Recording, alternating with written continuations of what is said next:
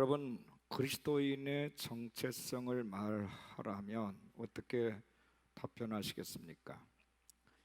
그리스도인들은요, 세상에 깊이 빠져 살아서도 안 되고, 그렇다고 세상에 대하여 아무런 생각 없이 살아서도 안 됩니다.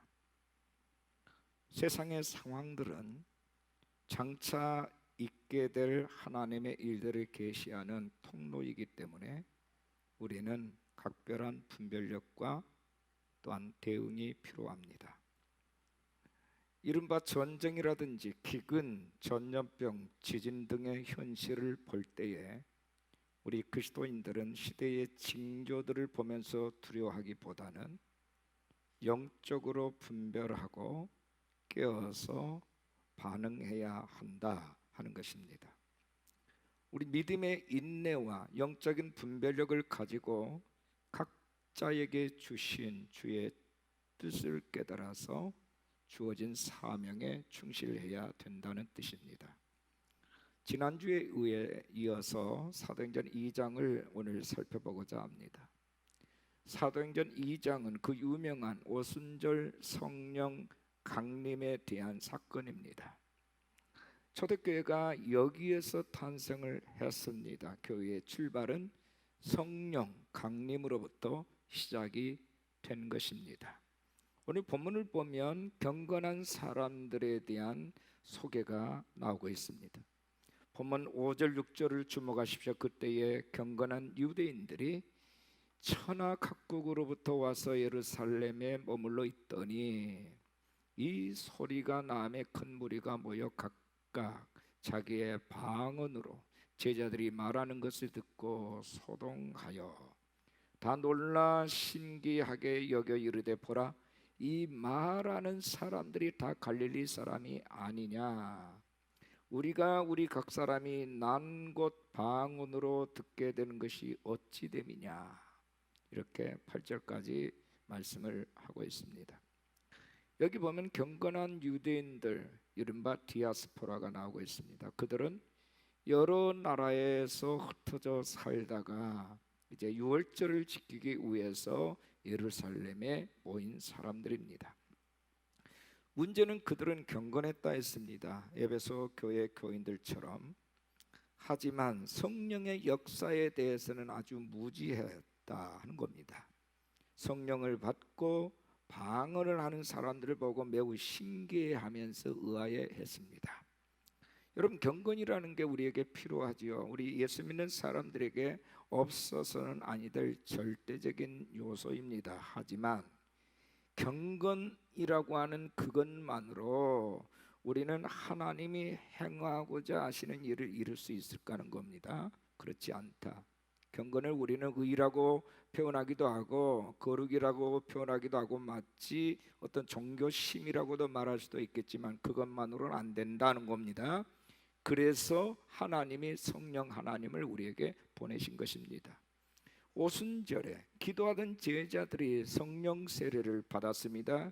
그리고 일제히 각 나라의 언어로 말하기를 시작했습니다. 오순절을 지키기 위해서 각국에서 예루살렘에 몰려든 사람들이 예수의 사람들이 자국의 언어로 말하는 것을 듣고 깜짝 놀라워했습니다. 혼란스러워하는 무리를 향하여 베드로는 설교를 합니다.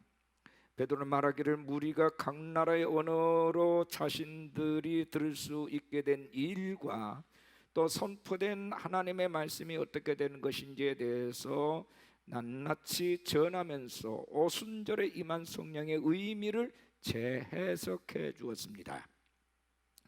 예수님이 체포되고 죽으시는 과정에 있어서 공포에 떨어야 했던 제자들이 이제 성령으로 충만하게 돼서 담대하게 우리 주님을 증거하게 된 이 사건, 우리가 하나님을 처음 만났을 때에 자신의 더럽고 때묻은 심령이 새로워지며 침체된 마음이 샘을 얻게 되는 것을 경험하게 됩니다.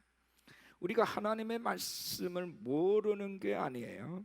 알아도 그대로 살 힘이 없어서 마음의 갈등만 심화시켜 왔습니다.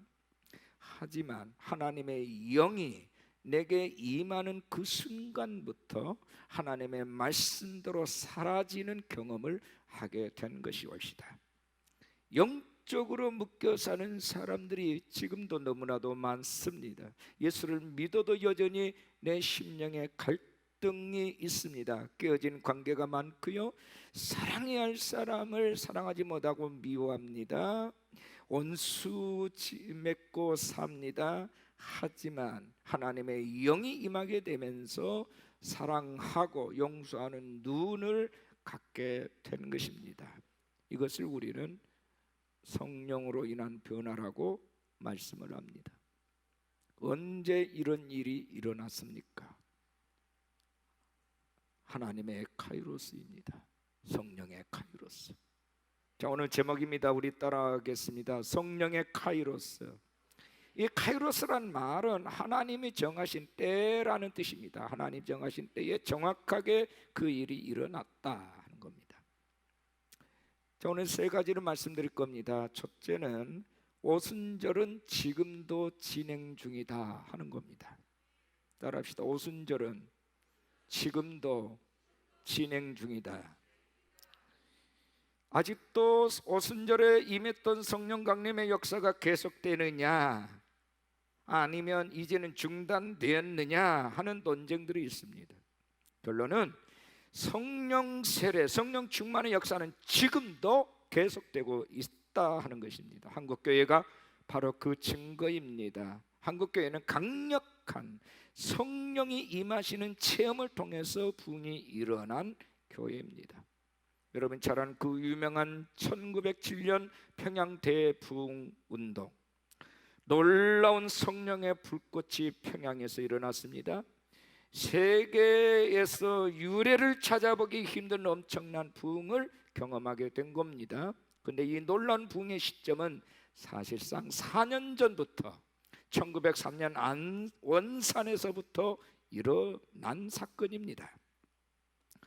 미국에서 온 맥클린이라고 하는 여선교사님이 있고 캐나다에서 온 화이트라는 여선교사가 있는데, 이들이 전도를 했는데 큰 실패를 맛보고 모든 것을 이제 포기하고 고국으로 떠나려는 생각을 하게 됩니다. 이 두 여선교사는 나름 목숨을 걸고 복음을 전했지만 아무런 열매를 맺지 못하자 이런 생각을 하게 됩니다. 이 조선 민족이 너무 무지하기 때문이고, 또한 하나님께서 이 조선을 향한 큰 뜻이 없으신 거라고 생각을 했습니다.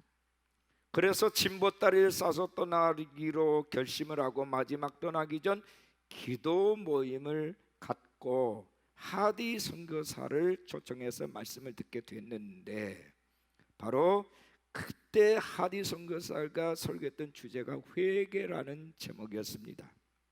근데 이 기도에 성령이 강하게 임하셨습니다. 말씀을 듣는 순간 두 선교사를 포함해서 모든 사람들이 통렬한 마음으로 회개하기를 시작했습니다.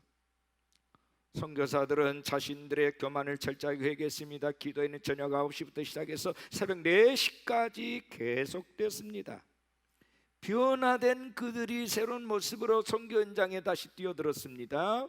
그들이 전하는 말씀과 회개의 외침에 큰 울림이 일어났습니다. 그들이 초석이 되고 그 땅에 참 회개 운동이 불길처럼 일어나기 시작했던 것입니다. 이렇게 시작된 것이 평양 대부흥 운동까지 연결이 된 겁니다. 하디 선교사가 당시에 써놓은 기록물이 있는데 거기 보면 이런 글이 있습니다. 한국교회를 순회하고 돌아온 날은 나는 가슴을 치며 통곡했다. 무슨 말이냐면, 복음을 듣고도 예수를 믿는다 하면서도 신자들은 전혀 변할 기미가 보이지 않았다는 겁니다. 주일이 돼도 주일 예배에 참석하지 않았고 성적으로 방종을 했습니다. 또한 공금을 횡령하는 일들이 빈번하게 일어납니다. 어떤 집회소에서는 모여서 무당끝을 하려고 준비하고 있었고, 특히 교인들끼리 다툼이 심했습니다. 그래서 하디 선교사는 그들에게 성찬을 금지했고 심한 경우에는 교회에서 제명을 하기도 했다는 것입니다. 그런데 그날 성령이 임하고 달라지기 시작했습니다. 서로의 사이가 나빴던 선교사와 한국 교계 지도자들이 회개하며 하나가 되었습니다. 교인들끼리 서로 미워하고 반목하던 사람들이 가슴을 찢으며 통곡하고 회개를 했습니다. 며느리를 지독하게 미워했던 시어머니는 며느리 가서 용서를 빌었고, 시어머니를 미워했던 며느리는 시어머니에 가서 무릎을 꿇었습니다. 돈을 갚지 않던 사람들이 당장 돈을 마련하여 빌린 돈을 돌려주며 용서를 빌었습니다. 성령의 역사로만 가능했던 일이었습니다. 이런 일은 세계 도처에서 일어나고 있습니다. 1970년 2월 3일 미국의 에즈버리 대학에서 약 1000여 명의 학생들이 경건의 시간에 예배를 드리다가 강력한 성령의 역사를 경험하게 됐습니다. 예배 시간이 다 끝나고 다음 수업을 진행해야 되는데도 학생들은 그 자리를 떠나지 않냐고 무려 185시간 동안 7일 7시간 동안을 거기에서 머물면서 금식을 하면서 통회하고 자복하는 기도를 드렸습니다. 그 무려 2000명에 달하는 학생들이 전 미국 각지를 다니면서 간증을 했습니다.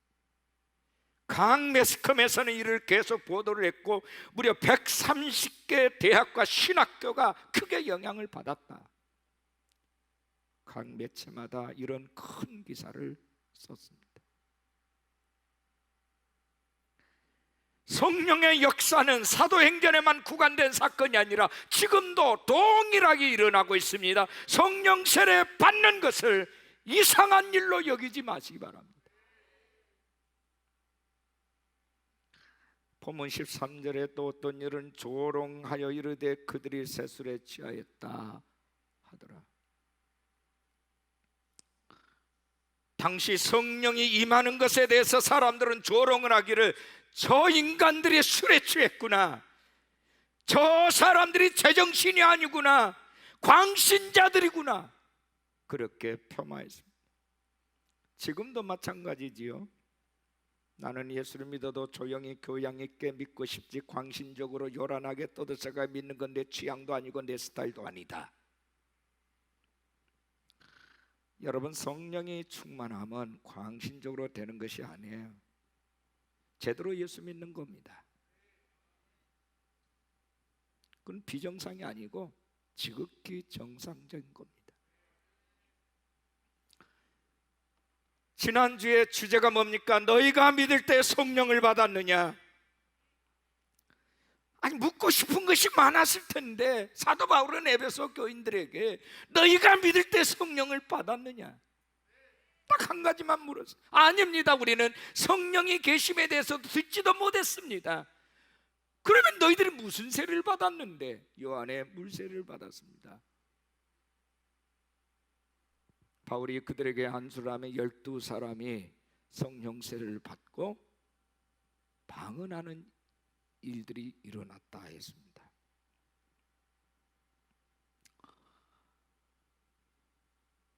예수를 믿는데 왜 나는 내 삶에 변화가 없는 것일까? 여러분, 이것 때문에 고민해 본 적이 있으시나요? 성령 충만은 취향의 문제가 아닙니다. 나는 그런 스타일이 좋다 싫다 그런 문제가 아니란 말입니다. 내가 사느냐 죽느냐의 문제입니다.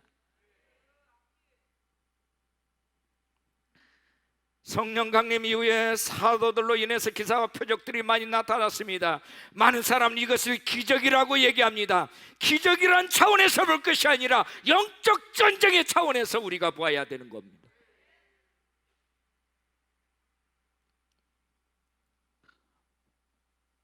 우리는 온갖 악한 영의 역사에 매일 시달리고 있습니다. 늘 느끼는 일이지만 여러분, 호텔에서 기도하는 것과 교회에서 기도하는 것이 같은가요? 아니죠. 똑같은 시간, 똑같은 기도를 해도 기도의 깊이가 달라요. 영적으로 묶여 있는지, 어둠의 권세에 잡혀 있는지 자신은 잘 몰라요. 성령이 임하면서 영안이 열리게 될 때 깜짝 놀라게 됩니다. 아, 내가 그동안 마귀에게 잡혀서 살았구나.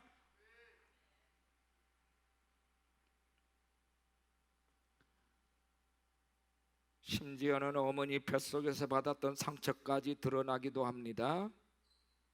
지금은요, 온 세계가 악한 영으로 말미암아 시달리고 있습니다. 성령의 권능이 아니고서는 악한 영에서 노임을 받을 수가 없는 세대에 우리는 살고 있습니다.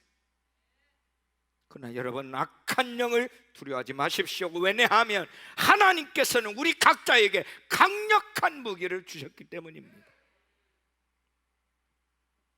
스가랴 4장 6절 말씀이 그 말씀입니다. 여호와께서 스룹바벨에게 하신 말씀이 이러하니라. 만군의 여호와께서 말씀하시되 이는 힘으로 되지 아니하며 능력으로 되지 아니하고 오직 나의 영으로 되느니라. 오직 나의 영으로 되느니라. 여러분의 힘과 능력 어떤 재주로 되는 게 아니라는 말씀이에요. 신학을 하고 종교 철학을 공부하고 경건을 배웠다 해도 세상을 이길 수 없어요. 나와 함께 하시는 그분의 영이 나를 지배할 때만 이길 수 있습니다. 두 번째 주제는 왜 성령 충만에 이르지 못하게 할까? 오해들 때문입니다. 성령 충만에 이르지 못하게 하는 오해들이 있습니다. 세 가지가 있어요. 첫째는 성령 받는 것이 쉽지 않다 하는 오해. 성령 충만하면 아무나 받는 것이 아니기 때문에 받기가 굉장히 어렵다라고 생각을 합니다. 아닙니다. 절대로 그렇지 않습니다. 사도행전 2장 38절 39절에 베드로가 이르되 너희가 회개하여 각각 예수 그리스도의 이름으로 세례를 받고 제사함을 받으라. 그리하면 성령의 선물을 받으리니 이 약속은 너희와 너희 자녀와 모든 먼데 사람 곧 주 우리 하나님이 얼마든지 부르신 자들에게 하신 것이라.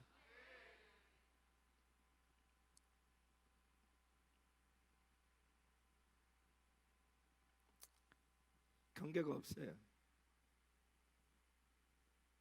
특정인들의 전유물이 아니란 말입니다. 성령이 하나님이 부르시는 하나님의 자녀 삼고자 하는 모든 사람들에게 다 똑같이 공평하게 열려져 있는 은혜가 성령 세례입니다. 선물이라 했습니다. 선물 받는 것이 어렵습니까? 아니요, 간단합니다. 감사합니다 하고 받으면 되는 거예요. 노력해서 받는 게 아닙니다. 주신 대로 받기만 하면 되는 것이 선물이에요. 하나님 우리를 사랑하셔서 주신 선물입니다. 감사함으로 받으면 되는 거예요. 성령 받는 것이 어렵다는 생각은 하나님의 생각이 아니라 원수마귀의 생각입니다. 우리 넘어뜨리기 위해서 그런 생각을 주입시키는 거죠. 성령 받는 거 쉽습니다. 두 번째는 나 같은 사람도 성령 받을 수 있을까? 나 같은 사람은 성령 받을 수 없다 하는 이런 오해. 나는 성령 받을 사람이 못돼. 내게는 성령이 임하시는 일이 일어나지 않을 거야 라는 생각. 물론 여러분 구약시대 때에는 성령은 아무나 받을 수 없었습니다. 제사장, 왕, 선자들만 받았습니다. 그러나 오순절 성령 강림 이후부터는 사모하는 모든 사람들에게 공평하게 성령이 임하셨습니다. 요엘 선지자의 예언대로 이루어진 것입니다. 요엘 선지자는 말했습니다. 요엘서 2장 28절에 그 위에 내가 내 영을 만민에게 부어주리니 너희 자녀들이 장래 일을 말할 것이며 너희 늙은이는 꿈을 꾸며 너희 젊은이는 이상을 볼 것이며 그때 내가 또 내 영을 남종과 여종에게 부어줄 것이며. 오늘 보면 17절은 그 말씀이 이루어졌음을 말씀하고 있습니다.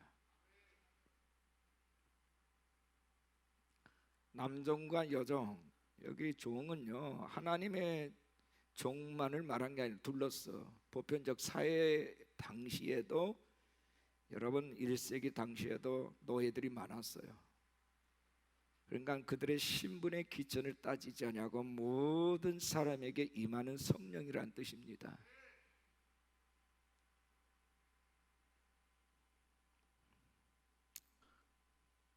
나 같은 사람 성령 받을 수 있을까? 오해입니다. 받을 수 있습니다. 세 번째, 성령 받으려면 오래 기다려야 된다. 이것도 오해입니다.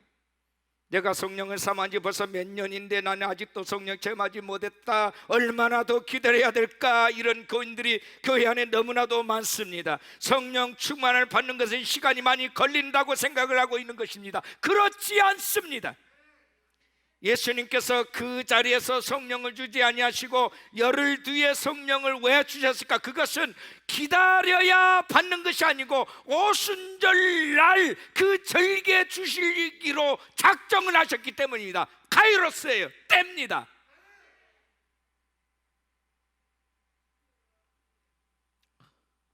유월절에 이스라엘 백성들은 애굽에서 나왔죠. 그리고 50일 후 정확하게 시내산에서 모세가 율법을 받았습니다. 바로 그날이 오순절입니다.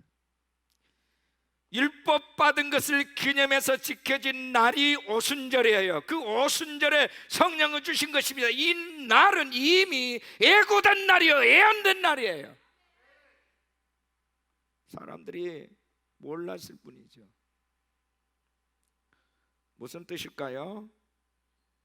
여러분, 모세가 시내산에서 율법할 때에 그 율법, 돌판에 새겨진 율법을 받았죠. 그런데 신약 시대에는 하나님께서 돌판에 새기지 아니하시고 우리 인간의 마음판에 직접 너희는 내 자녀라고 새겨 주셨습니다. 그 말씀을 새겨 주신 사건이 일어났어요. 이것을 바울 사도는 마음의 할례라고 얘기했고, 이것이 곧 성령 세례입니다. 너희는 마음의 할례를 받으라. 성령께서 돌판에 새기지 아니하시고 우리의 마음판에 친히 새겨주신 것입니다. 너는 내 것이라. 너는 내 백성이다. 내가 너를 성령으로 인을 쳤다. 이제 내 인생의 주인은 나다.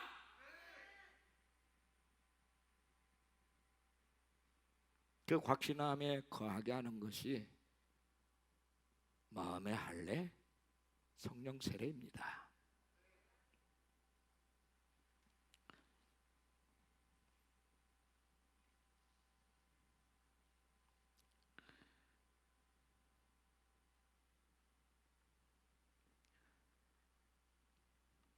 그래서 하나님께서는 제자들에게 성령을 주시기 위하여서 오순절을 준비해 놓으셨고, 그 오순절 날이 이를 때에 성령을 약속대로 주셨습니다. 지금은 어떻습니까? 그 오순절 성령 강림 이후에는 구하는 대로 즉시로 허락해 주십니다. 사도행전 4장을 보면 교회에 큰 핍박이 일어나게 되자 교인들이 합심으로 기도를 했습니다. 그때 무슨 일이 일어났습니까?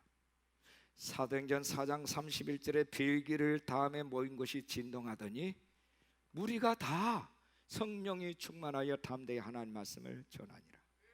사도들뿐만 아니라 사도들을 위해서 기도했던 그들이 다 성령 충만했습니다. 즉시 성령을 받은 사건입니다. 이방인 백부장 고넬료 집안도 마찬가지입니다. 베드로가 복음을 전할 때 그것에 모여있는 모든 가족이 성령 세례를 받았습니다. 놀랍지요? 이방인들이었습니다. 물 세례도 아직 받지 않은 사람들에게 성령이 직접 그들에게 세례를 줬습니다. 여러분, 도대체 왜 오랫동안 기도하는데도 성령 충만함을 경험하지 못하는 것일까요?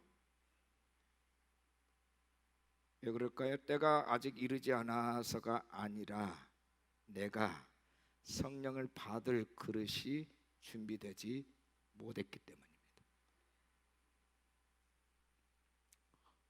예수님이 십자가에서 지실 때에, 돌아가실 때 다 이루셨다, 그 말씀과 함께 성소의 휘장이, 성소와 지성을 가는 휘장이 위에서부터 아래로 쫙 찢어졌어요. 갈라졌어요.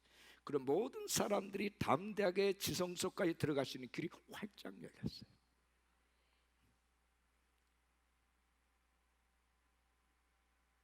그때부터는 어떤 경계선도 어떤 것도 필요가 없게 됐어요.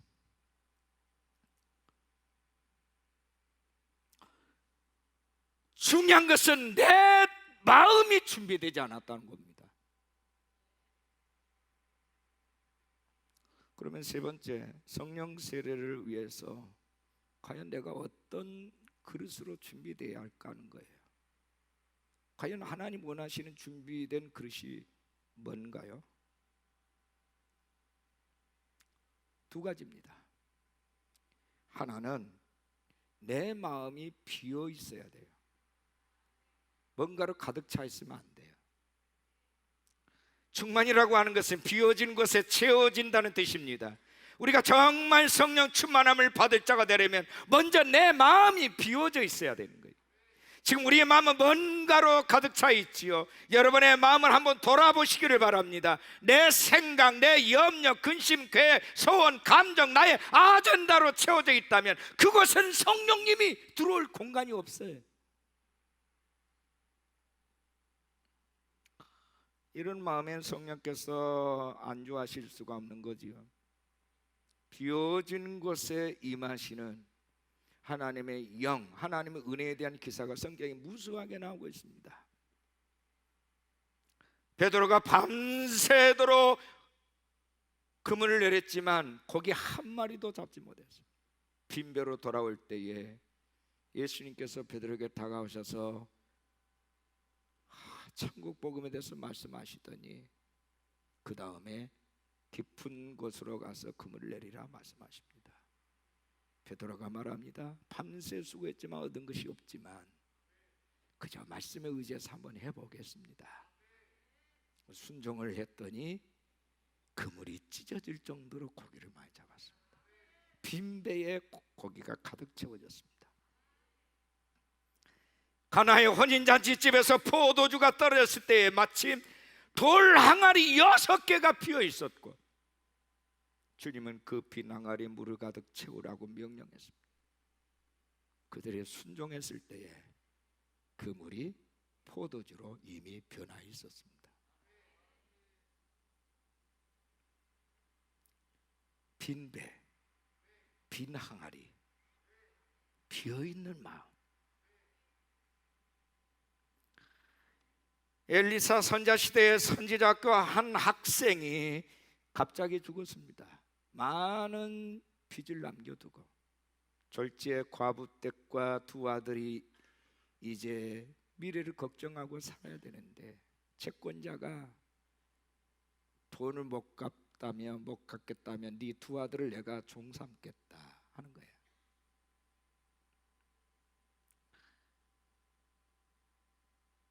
엘리사 선자가 그 과부에게 말합니다.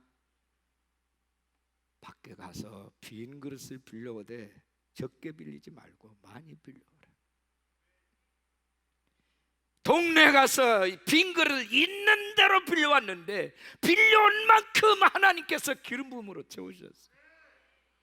그것을 갖다 팔아서 빚을 갚고 생계를 유지할 수 있었어요.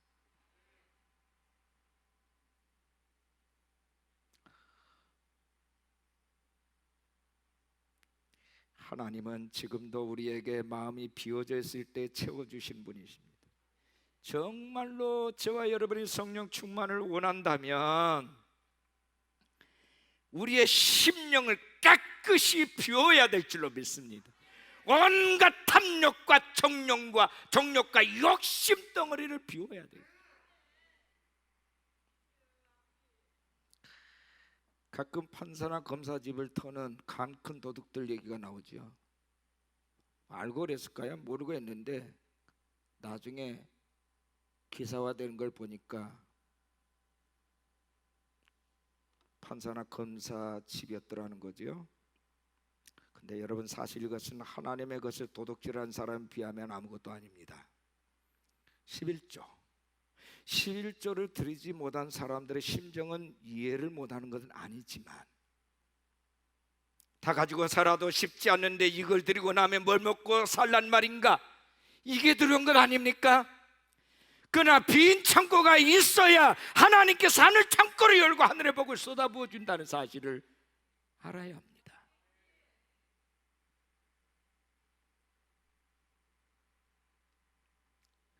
그걸 모르면 하나님을 섬기는 자가 아니에요. 하나님께서 채워주고 싶어도 채워줄 것이 없다는데 어디에다가 받을 수 있습니까? 결혼식을 주례할 때마다 가장 감동적인 순간은 신부 아버지가 딸을 데리고 입장하다가 사위의 손에 딸을 맡기는 그 순간입니다. 내가 어떻게 키운 딸인데 이 손을 놓을 수 있을까? 그러면 안 돼요. 아버지가 딸의 손을 놓아야 딸이 드디어 신부가 되는 것입니다. 만약 아버지가 딸의 손을 놓지 못하면 어떻게 딸이 행복한 결혼 생활을 할 수 있겠습니까? 그렇죠? 할 수 없는 거예요.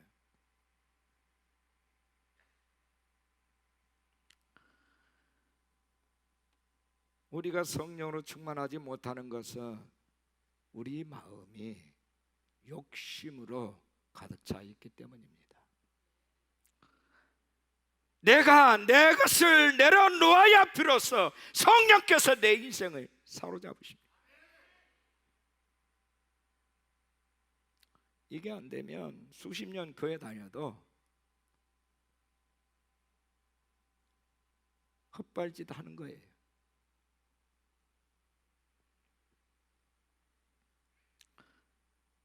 토니 텐이라는 분이 간절한 매달림이라고 하는 베스트셀러를 내놓았는데, 간절한 매달림, 그 책에 보면 이런 내용이 나옵니다. 과거 하나님은 경비행기가 착륙한 것처럼 이 땅에 성령으로 임하셨지만 지금은 보잉 747 전보 예격기처럼 우리 머리 위를 순회 중이시다. 하나님은 교회 안뿐만 아니라 교회 밖에까지 강력한 충격을 줄 정도로 놀라운 임재의 장소를 찾고 계신다. 어떤 곳에 그런 일이 임할 것인가? 우리가 준비한 빈 그릇의 크기에 따라 달라질 것이다. 하나님은 우리가 기름을 얼마만큼 소유하고 있는지에 대해서는 문제 삼지 않으신다. 오히려 하나님은 우리가 얼마만큼의 빈 그릇을 준비하고 있는지를 주목하신다.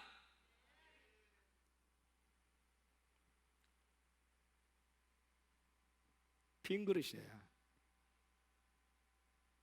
빈 그릇. 사모하는 마음이에요. 아버지, 절대적으로 내게는 당신의 은혜, 당신의 성령이 필요합니다. 마치 사슴이 시냇물을 찾기 갈급한 것처럼 오매불망 그분께 집중하는 거예요. 그 모든 것을 내려놓고요,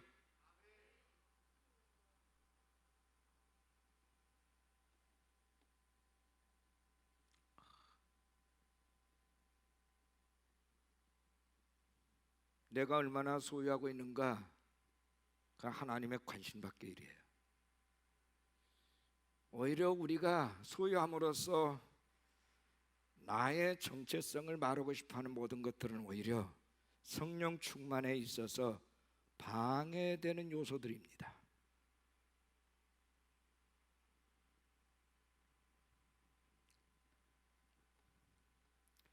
하나님이 정말 주목하시는 것은 빈 그릇이 얼마만큼 준비되어 있느냐.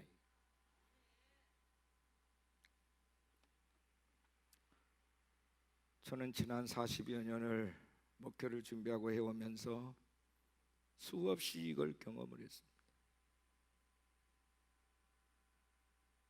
정말 내려놓고 싶지 않은 것을 내려놓을 때에, 깨고 싶지 않은 것을 깨트릴 때 하나님은 정확하게 역사하셨어요.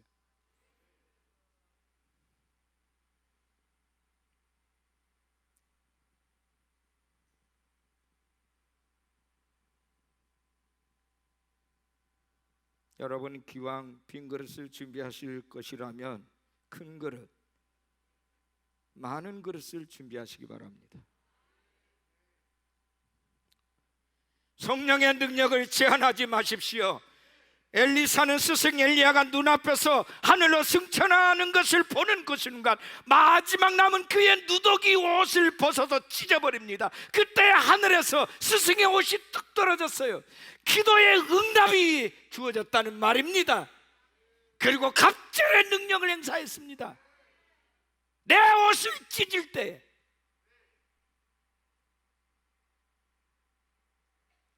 우리는 찢어야 될 옷이 너무 많아요. 벗어 던져야 될 쓰레기 같은 것들을 우리는 너무 많이 가지고 있어요.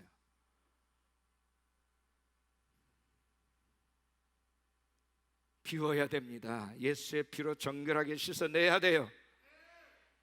회개입니다. 회개. 비고 빈 그릇은 회개하는 마음이에요.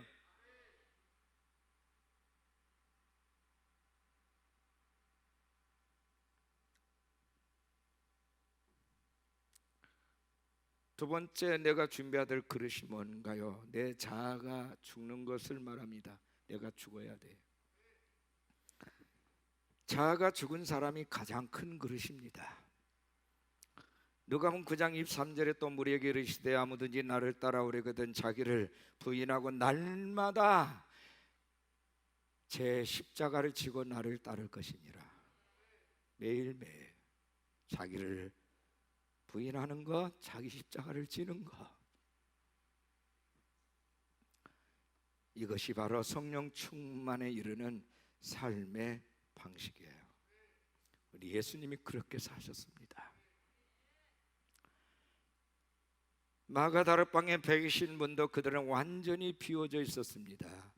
자신들의 모든 것을 다 버리고 오직 성령이 임하셔서 자신들을 인도해 주시기만을 간절히 기도했습니다. 목마른 사슴이 시냇물을 사모하듯이 기도했습니다. 이런 기도가 나오면 그는 반드시 성령의 충만함을 받습니다. 목마름이 이렇게 중요합니다. 정말 예수님, 나는 예수님 한 분밖에 내 소망이 없습니다. 내 모든 것은 이미 예수님이 십자가에서 죽으실 때 내 욕망도 같이 죽었습니다. 나의 꿈도 죽었습니다. 나의 시간들도 죽었습니다.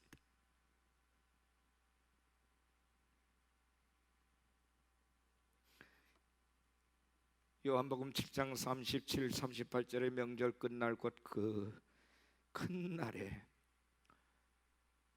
예수께서 서서 외쳐 이르시되 누구든지 목마르거든 내게로 와서 마시라. 나를 믿는 자는 성경의 이름과 같이 그 배에서 생수의 강이 흘러나오리라. 지금 우리는 이미 성령이 임한 시대에 살고 있습니다.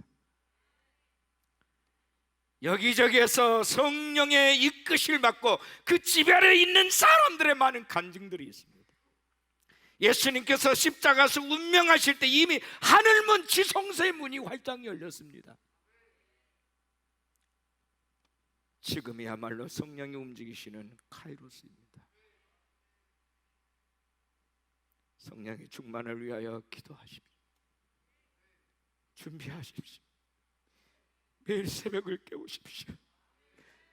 마음의 빈 그릇을 준비하셔야 됩니다.